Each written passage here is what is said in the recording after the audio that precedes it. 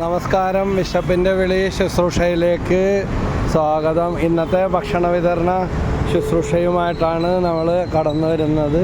ഇവിടെ ഈ പാലത്തിൻ്റെ അടിയിൽ ഒരു വിശന്ന് പൊരിഞ്ഞ് ഒരമ്മ കിടന്ന് ഉറങ്ങുന്നുണ്ട്. അവരൊന്ന് വിളിച്ച് നോക്കാം. എന്തായാലും മണി 1:15. ഇപ്പോൾ ഈ സമയത്താണ് നമ്മളിപ്പോൾ ഓടി ഇവിടെ എത്തിയത്.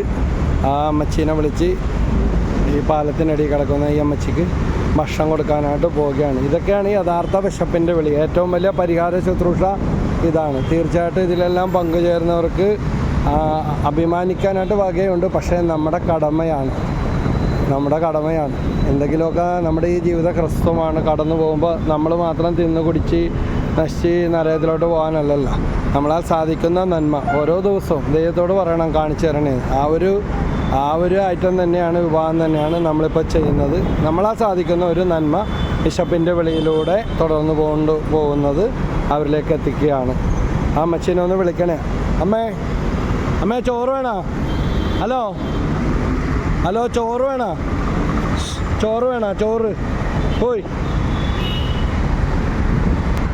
അവർ വിളിച്ചിട്ട് എഴുന്നേൽക്കുന്നില്ല, നല്ല ഉറക്കമാണ്.